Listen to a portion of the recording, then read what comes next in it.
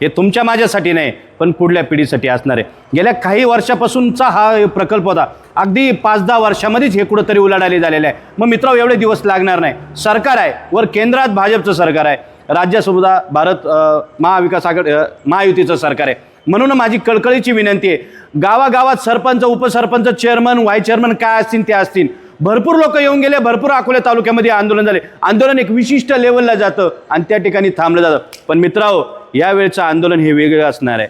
अभि नाही तो कभी नाही, एक तर बाप दिखावणे तर श्राद्ध घाल, अशी संधी असणार आहे। हे आंदोलन थांबणार नाही। आणि आंदोलकांना सुद्धा माझी विनंती आहे, मित्रांनो, तुम्ही आंदोलन उभं केलंय म्हणजे मी खरंच बाजीराव दराडे यांचा आभार मानीन। अजितराव नवले हे राज्याचे खरं तर नेते आहेत, शेतकरी नेते आहेत, त्याचबरोबर महेशराव नवले आहेत, ही सर्व मंडळी, आमदार किरण लहामटे यांचे सहकारी सुद्धा या ठिकाणी उपस्थित असतात। परंतु संगमेरचे आमदार अमोलभाऊ खताळ असतील किंवा सत्यजित तांबे असतील, ते त्यांचा लढा त्यांनी सुरू केला आहे, परंतु हा अकोल्याचा लढा आहे। अकोला क्रांतिकारी आहे, अकोल्यामध्ये मामलेदार जाळ्याला हे सगळेजण सांगतात। पण मित्रांनो, जिल्हा परिषद असन, पंचायत समिती असन, कोणाला विधानसभेला पुढे उभं राहायचं आहे, कोणीतरी खासदारकीला सुद्धा मतं मागे येणार आहे, ते पुढे बघूया। परंतु हा अकोले तालुक्याचा अस्मितेचा प्रश्न आहे। ज्या पद्धतीने ॲडव्होकेट सागर शिंदे यांनी तळमळीनं आणि पोटतिडकीने सांगितलंय, तसं आपल्या घरातील प्रत्येक एक महिला आणि एक पुरुष उद्याच्या आंदोलनामध्ये आला गेला पाहिजे। उद्या पंचायत समिती असेल किंवा जिल्हा परिषद असेल, ज्या ज्या विभागात, ज्या ज्या गटामध्ये जे जे कार्यकर्ते इच्छुक आहे,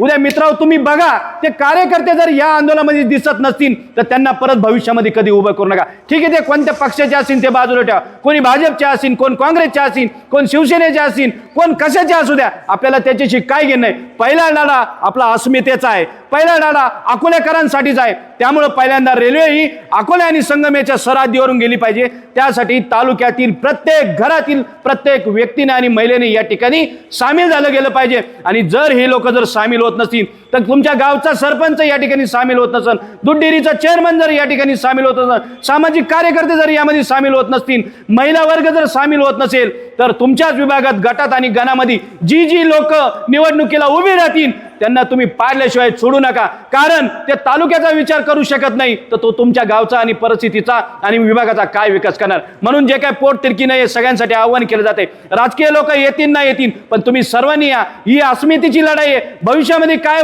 होईल ते सोडून द्या, कदाचित आपले प्राण गेले तरी काय हरकत नाही, परंतु मित्रांनो, जनतेचा लढाई आपल्याला माहिती आहे। अकोलेकरांनी एकदा जर मनावर घेतली, कोणती गोष्ट मनावर घेतली तर ती झाल्याशिवाय राहत नाही। म्हणून मी पुन्हा एकदा सागरजी शिंदे आणि माझ्या वतीने आणि सर्व पत्रकारांच्या वतीने सुद्धा आवाहन करतो, आम्ही पण येतोय, तुम्ही पण या, अभि नाही तो कभी नाही।